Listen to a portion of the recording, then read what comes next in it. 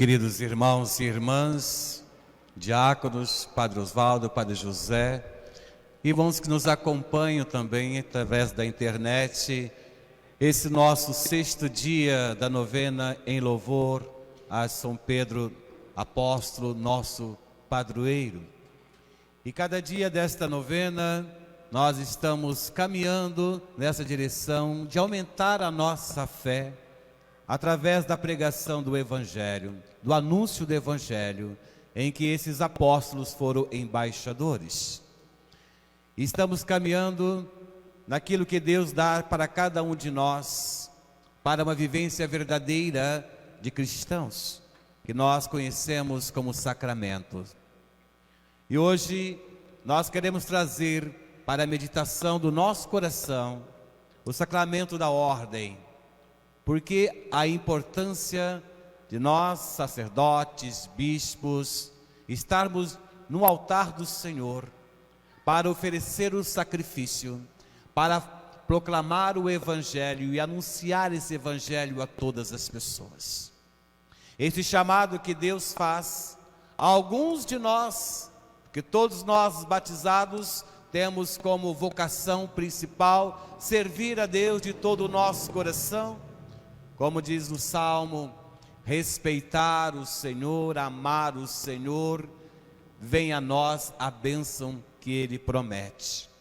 Mas dentre aqueles tantos irmãos e irmãs batizados em nome de Cristo, alguns Deus convoca, Deus chama, Deus unge, Deus envia para anunciar o Evangelho a todas as criaturas.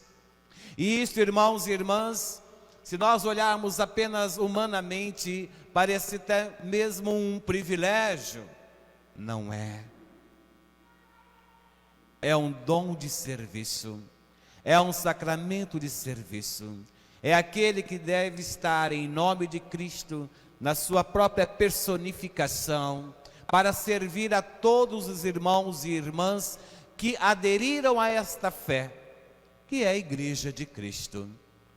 Por isso, quando nós falamos do sacramento da ordem, qualquer um de nós, sacerdotes, diáconos, a primeira coisa que vem à nossa mente é o chamado que Deus nos faz, ou que Deus nos fez. As pessoas, na sua maioria, têm curiosidade e diz assim: mas quando foi que você sentiu no seu coração o chamado para ser padre? Não é isso? As pessoas perguntam para nós, tem curiosidade. Por que você deixou de casar? Por que você deixou a sua família? Por que isso? Por que aquilo? Que coragem é essa? Alguma coisa muito diferente. Acho que caiu um raio na cabeça dessa pessoa e ele resolveu então ser sacerdote. Ou pior, algumas pessoas pensam assim: deve ser um frustrado, deve ter tido uma decepção amorosa, né? Não ia ser nada na vida, resolveu ser padre. Irmãos e irmãs, não é assim. O chamado de Deus para a vida sacerdotal é algo inexplicável humanamente.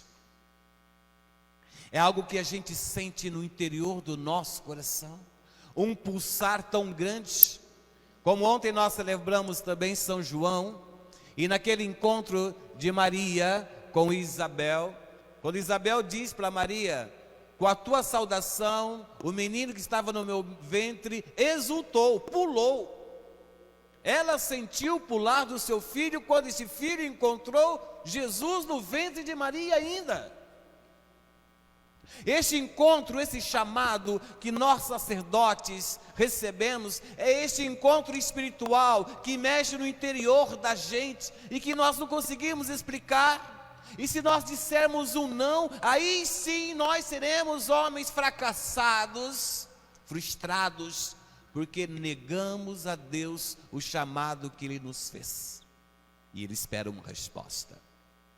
Esta resposta que nós demos ao longo de toda a nossa formação e depois do dia da ordenação, um sim definitivo para toda a vida, é o sim de todo o sacramento.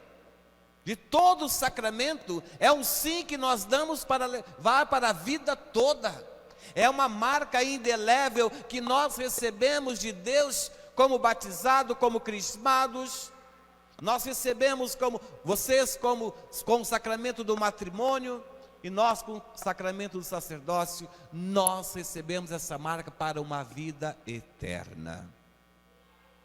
Portanto, irmãos e irmãs, nós fazemos esta caminhada dia a dia, numa luta incansável de alcançarmos de Deus a perfeição, a santidade, ouvindo e obedecendo Jesus, quando Ele diz: sede perfeitos como o vosso Deus do céu é perfeito, como o nosso Pai é perfeito, sede santos como o vosso Deus é santo. E além de sermos sacerdotes, servidores da comunidade, trabalhadores do reino de Deus, temos como objetivo pessoal a santidade, viver na obediência plena, custando o que custar, até a morte, e como os mártires da nossa igreja, se preciso for, derramar o sangue em nome do Senhor. Por isso, irmãos e irmãs, para ser sacerdote não é para qualquer pessoa, não. Tem que ser homem, e homem de coragem, homem de fé, que é capaz de renunciar a muitas e muitas coisas para ter o privilégio da unção do Senhor, com todo o martírio, com todo o sacrifício, mas também com todas as alegrias desta vida e da vida eterna. Volto lá atrás, quando eu dizia que quando perguntam para a gente, quando é que você sentiu o seu chamado? Alguns sentem o chamado da juventude, outro um pouco mais tarde, alguns foram num retiro, outros participaram de uma missa, foram numa ordenação. Tem um momento ali que é um despertar. Eu digo para vocês de mim, quando eu nasci, eu acho que eu nasci padre, porque eu não me recordo de um momento específico. Eu me recordo da minha infância, indo à missa, sendo coroinha, participando da igreja, brincando de ser sacerdote, celebrando missa com bolacha com 6 anos de idade. Um sonho, mas depois apagou ali por um tempo, mas depois ele voltou novamente. Claro que quando a gente é estudante, é adolescente, seminarista, a gente pensa que esse sonho é da gente, porque é uma pressão social das pessoas que dizem assim: o que você vai ser na vida? Você vai se formar em quê? Ah, você é médico, ah, você é advogado, ah, você isso, eu vou ser aquilo. Então a gente pensa que o sonho é da gente, que o querer é nosso. E nós vamos descobrindo na caminhada vocacional que o sonho não é apenas nosso, o sonho é de Deus. E nós só alcançaremos a realização se nós sonharmos o sonho de Deus. E se nós permitirmos que Ele sonhe em nós. E nos chame, e nos capacite, e nos eduque, nos forme, nos molde. Ele faz isto. Por isso nós não somos sacerdotes porque queremos apenas. Nós somos sacerdotes porque o nosso querer encontrou com o querer de Deus. E esse encontro dos quereres, posso dizer assim, que há a verdadeira realização do sacramento. E eu digo, irmãos e irmãs, não dá mais para voltar. Como diz a canção do Padre Jonas Abib, o mar é Deus, o barco sou eu, e o vento forte que leva-me para frente é o amor de Deus. Quando nós olhamos para São Pedro e os outros apóstolos, foi esse chamado, este encontro que tiveram com Jesus, e que deram um sim verdadeiro, definitivo, que mudou toda a vida deles. Porque quando eles tiveram esse encontro, não foram mais os mesmos, mas se deixaram ser moldados, durante aqueles 3 anos de discipulado, que mudou toda a sua história, que fez dele um mártir para a nossa igreja. Portanto, irmãos e irmãs, o meu encontro com o Senhor Jesus, o meu encontro com Deus verdadeiro, deve ser assim, este encontro definitivo, que não me faz ficar olhando para trás, por aquilo que eu não fiz, por aquilo que eu não tive, mas me faz olhar para frente, para aquilo que eu terei e farei e continuarei fazendo em nome do Senhor Jesus. O Senhor diz: vem e segue-me, eu farei de vocês pescadores de homens, de almas, para trazê-los para mim. O sonho de Deus é que todos os homens e mulheres se aproximem dele, o conheçam de verdade, sintam-no no seu coração. E para isso é necessário homens consagrados, mulheres consagradas, que queiram realmente fazer com que Jesus seja conhecido através de todas as gerações. E esse Deus que nós falamos hoje é o Deus de Abraão, é o Deus de Isaac, é o Deus de Jacó. Nós somos os herdeiros dessa promessa que Deus fez a Abraão. Nós somos esse povo eleito que Deus disse que formaria através dos filhos de Abraão. Somos nós, irmãos. Queremos trazer também ao altar do Senhor todos os sacerdotes que fizeram parte da nossa vida, que falaram de Deus para nós, que nos ungiram pelo batismo, que ouviram as nossas confissões, que nos trouxeram a Eucaristia, os sacerdotes que nos ungiram na nossa enfermidade, que assistiram ao seu matrimônio. Esses sacerdotes já fizeram muito por nós, e muitos deles não estão mais aqui no nosso meio. Inclusive muitos deles estão hoje morrendo devido à Covid. A comunidade é feliz quando ela tem um sacerdote, porque só ele, olhando aqui para esse povo todo que está aqui e em casa, nós só somos em 3 nesse altar, e nós 3, somente nós 3 aqui agora, temos de Deus a unção, a permissão e o poder de trazer Jesus sobre o altar, através da Eucaristia. Somente nós 3, agora, podemos perdoar os seus pecados, porque Jesus ordenou assim: os pecados que vocês perdoarem serão perdoados, os pecados que vocês retiverem serão retidos. Tudo que ligares na terra será ligado no céu, e tudo que desligares da terra será desligado do céu. Irmãos e irmãs, a comunidade que tem o sacerdote é feliz. Por isso eu digo a vocês, irmãos e irmãs, orem, orem, orem por esses sacerdotes que servem a esta igreja, mas orem pelos vossos filhos, pelos vossos netos, para que eles também possam sentir no coração e responder ao chamado de Deus. Conheço muitas famílias que amam a igreja, que servem a igreja, mas quando um filho, um neto diz que quer ser pai, diz: ah não, isso não é para você. Querem saber mais do que Deus, querem impor o seu sonho e as suas vontades sobre os seus filhos e seus netos, e acabam às vezes impedindo que uma outra comunidade tenha um sacerdote para atendê-los e acompanhá-los. Não basta apenas você ter um padre que venha de fora, é importante ter padre que nasça daqui de dentro. Antes de iniciar a missa, nós estávamos ali na sacristia, e na minha comunidade, de onde eu nasci, Ibaiti, nós já temos 20 sacerdotes, 20 padres numa paróquia só. Eu fui o 14º sacerdote da minha paróquia. Nós temos um grupo lá de mães de padre, mães que oram pelos seus filhos sacerdotes.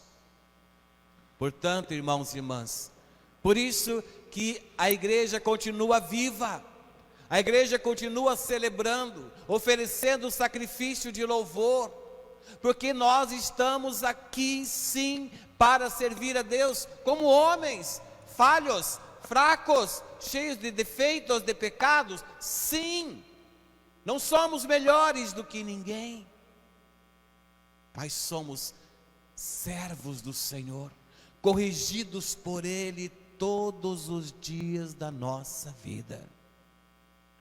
Vida de padre não é um mar de rosas. Às vezes quando você vai comer e come bem, o que você diz? Comi igual um padre.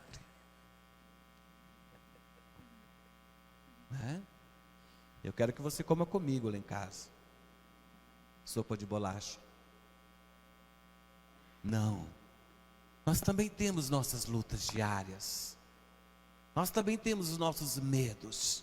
Nós também temos nossas inseguranças, nossas incertezas. Mas o Senhor nos alimenta através da oração cotidiana, através das orações que fazemos em comunhão com toda a igreja.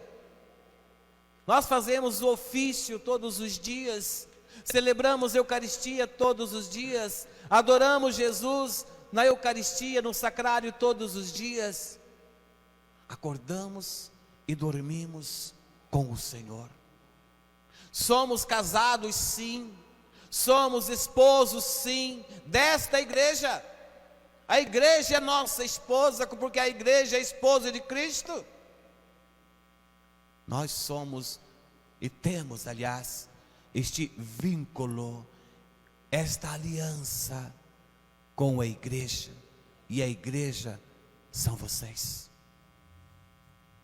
Quantas vezes as pessoas ligam para mim e dizem: padre, desculpa incomodar, eu sei que o senhor é muito ocupado.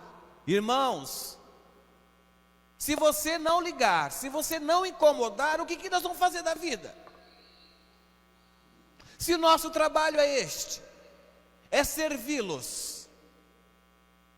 Então todas as vezes que você necessitar de um sacerdote, não tema em buscá-lo, porque você está ajudando-o a exercer o seu ministério, a ser aquilo que Jesus mandou que ele fosse: servo, lavar os pés uns dos outros. Queridos irmãos e irmãs, viver o sacramento, este sacramento tão próprio, tão particular, só tem sentido quando nós estamos aqui e ali ouvindo a sua confissão, quando estamos impondo as mãos, como Jesus fez no evangelho que acabamos de ouvir. Quando ele encontrou aquele leproso, ele disse: Senhor, se queres, pode me curar. E Jesus disse: mas se você quiser também, você vai ficar curado. Ele disse: eu quero. Quando nós impomos as mãos sobre os doentes, quando nós visitamos as casas, abençoamos as casas, aí nós estamos sendo o que Jesus mandou que fôssemos. Tanto, irmãos e irmãs, que nesta missa, nesta novena, que nós estamos olhando para São Pedro, nós estamos pedindo: suscite nesta comunidade, suscite nesta igreja, santos sacerdotes, santas vocações, que realmente possam ser fiéis até o fim de suas vidas, no serviço ao Evangelho e no serviço do altar. Por último, eu quero dar também um testemunho particular. Sempre que eu pensava em ser padre, um dia eu ia ser padre, que eu ia ser ordenado sacerdote, disse isso aqui no dia da minha primeira missa dessa paróquia. Eu imaginava, Padre José e Padre Oswaldo, que quando eu deitasse aqui e o bispo rezasse a ladainha, e depois o bispo me ungisse, colocasse a mão, alguma coisa ia acontecer na minha vida. Eu imaginava que ia transformar, eu ia sair uma outra pessoa dali, e que eu ia pegar, na primeira missa eu ia levantar a hóstia, ia ser a alegria, a maior alegria da minha vida era consagrar a Eucaristia. E não foi. naquele dia, eu descobri que a maior alegria da minha vida não foi o dia da minha ordenação sacerdotal, a minha primeira missa. A maior alegria da minha vida veio na minha mente a lembrança do dia da minha primeira comunhão. Por isso eu digo para todas as crianças que estão se preparando para a primeira comunhão, porque o encontro mais forte, mais poderoso, é quando você pode comungar o corpo de Cristo, Cristo vivo em você. É naquele momento, é naquele dia que você, como João Batista, exultou interiormente, porque houve o primeiro encontro, o encontro de duas pessoas. Eu lembro sempre daquele momento, daquele dia, que não estava nem meu pai, nem minha mãe, ninguém da minha família. Eu estava sozinho na minha primeira comunhão, porque eu tive que fazer rápido para poder entrar no seminário, porque não podia entrar sem primeira comunhão. E como eu só tinha 11 anos de idade, isso tinha mais um ano, então eu tive que fazer à noite, rapidinho, ali na frente de todo mundo, porque eu tinha que ir embora para o seminário, então me permitiram fazer aquela primeira comunhão, que era o meu sonho de vida.